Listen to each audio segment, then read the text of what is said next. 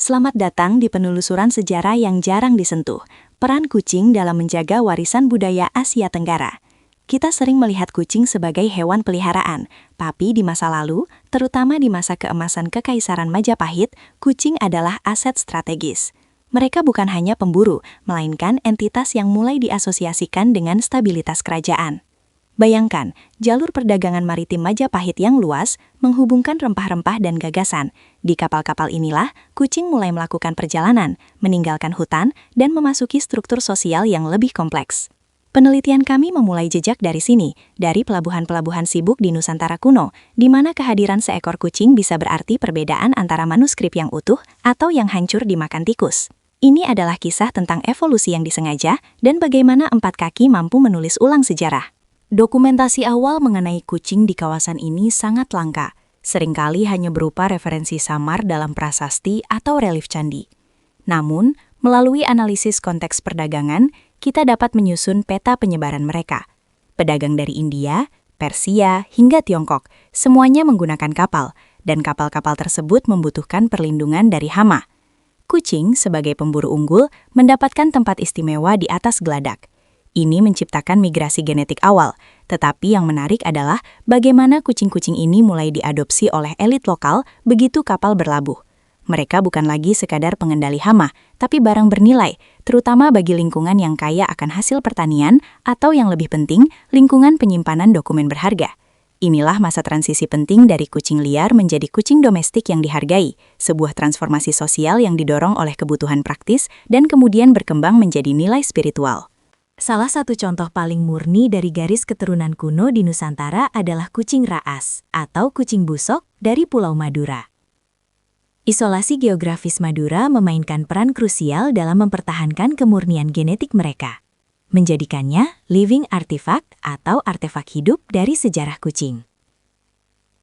Raas seringkali memiliki penampilan yang lebih liar dibandingkan sepupu mereka, Siamese, dengan bulu abu-abu kebiruan yang khas, ekor tertekuk, dan mata yang tajam. Sebuah penanda evolusi di lingkungan kepulauan yang menantang. Di Madura, mereka tidak hanya dianggap sebagai pembawa keberuntungan, tetapi juga penjaga spiritual yang tegas. Kepemilikan kucing raas adalah kehormatan yang dijaga ketat. Melarang ekspor kucing betina untuk memastikan bahwa darah kerajaan ini tetap eksklusif bagi pulau tersebut. Hal ini menunjukkan betapa awal kesadaran akan nilai genetik dan budaya kucing sudah tertanam kuat di masyarakat Indonesia kuno. Peran paling esensial yang membawa kucing dari hutan ke kuil adalah kemampuan mereka sebagai pengendali hama. Di iklim tropis Asia Tenggara, tikus, rayap, dan serangga pengerat lainnya adalah ancaman terbesar bagi struktur kayu, lumbung padi, dan yang paling rentan, koleksi manuskrip. Istana-istana dan kuil-kuil sebagai pusat penyimpanan pengetahuan dan kekayaan menghadapi pertarungan abadi melawan kerusakan biologis. Seekor kucing yang efektif adalah aset yang tak ternilai. Dengan gaji berupa tempat tinggal yang nyaman dan makanan yang terjamin, kucing secara efektif menjadi staf keamanan hayati pertama di perpustakaan kuno. Transisi ini bukan sekedar domestikasi, itu adalah kontrak simbiosis yang disadari. Manusia memberikan perlindungan fisik, dan kucing membalas dengan perlindungan manuskrip dari hama, membentuk fondasi peradaban berbasis teks. Fokus utama penelitian ini adalah bagaimana kucing secara harfiah menyelamatkan sejarah, terutama yang tertulis pada daun lontar. Di Ayutthaya, Majapahit, atau bahkan kuil-kuil Bali, sejarah, hukum, dan teks suci ditulis pada daun lontar yang dikeringkan, sebuah media yang sangat rentan terhadap kelembapan dan serangan hama pengerat. Manuskrip lontar yang dikumpulkan dan disimpan di ruang-ruang perpustakaan khusus, seringkali terpisah dari bangunan utama, adalah hidangan lezat bagi tikus.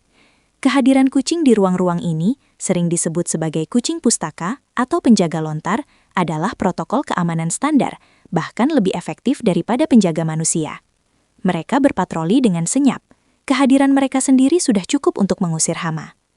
Tanpa jasa mereka yang konsisten, banyak dari ajaran Buddha, Hindu, dan epik kerajaan yang kita pelajari hari ini mungkin sudah hilang selamanya, dikunyah habis oleh tikus. Puncak apoteosis budaya kucing terjadi di Kerajaan Siam, terutama di Ayutthaya. Di sini, kucing bukan hanya pelindung, tetapi simbol kemakmuran dan spiritualitas yang diangkat ke status kerajaan. Kucing-kucing tertentu, seperti yang mendahului ras Siamese modern, hidup dalam kemewahan istana, bahkan disebut secara rinci dalam puisi kuno Siame, yang dikenal sebagai Tamrameo, buku puisi kucing, yang mendeskripsikan 17 jenis kucing baik dan 6 jenis kucing pembawa sial. Hanya individu bangsawan tertinggi yang diizinkan memiliki jenis kucing suci ini. Perlakuan istimewa ini mencerminkan pengakuan resmi bahwa kucing memiliki peran melebihi fungsi praktis. Mereka dipandang sebagai koneksi spiritual, membawa aura kemurnian, perlindungan ilahi, dan dipercaya sebagai wadah bagi roh-roh bangsawan yang telah meninggal. Kucing Siamese atau Wichienmat, yang secara puitis berarti bulan intan atau bulan berlian, adalah hasil paling terkenal dari patronase kerajaan Siam. Ciri khas poin gelap pada telinga, wajah, kaki, dan ekor mereka adalah mutasi genetik yang dihargai dan dibudidayakan secara eksklusif oleh keluarga kerajaan dan pendeta kuil. Legenda sering menyertai mereka. Salah satu kisah populer menyebutkan bahwa mata biru tajam dan terkadang juling mereka berasal dari tugas mereka menjaga cawan suci atau artefak berharga selama berjam-jam tanpa berkedip.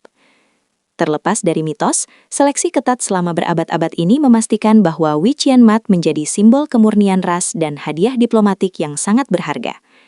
Ketika Siam mulai berinteraksi dengan dunia barat pada abad ke-19, kucing-kucing ini menjadi duta budaya, membawa kisah kuil-kuil emas dan manuskrip lontar ke seluruh dunia, memicu ketertarikan yang masif di Eropa. Beralih ke barat daya, di reruntuhan megah Angkor, Kamboja, kucing kuil memiliki peran yang sedikit berbeda, namun sama pentingnya. Di antara tumpukan batu dan relief yang ditumbuhi akar, kucing bertindak sebagai penyeimbang ekosistem dan manifestasi dari keheningan spiritual. Mereka membantu menjaga kuil dari hama yang merusak ukiran batu dan struktur. Para biksu di kuil-kuil seperti Wat Ek Penom atau yang masih aktif di dekat Angkor Wat, menghormati kucing-kucing ini sebagai entitas yang menenangkan dan pelindung terhadap energi negatif atau gangguan. Kehadiran mereka di area peribadatan menggarisbawahi keyakinan Hindu-Buddha bahwa alam liar ketika dijinakan dengan hormat dapat menjadi bagian integral dari praktik spiritual. Mereka adalah pengingat visual akan perlunya menjaga keseimbangan antara alam, arsitektur yang rapuh, dan spiritualitas yang mendalam. Nilai kucing-kucing kerajaan ini melampaui batas domestik. Mereka menjadi alat diplomasi tingkat tinggi.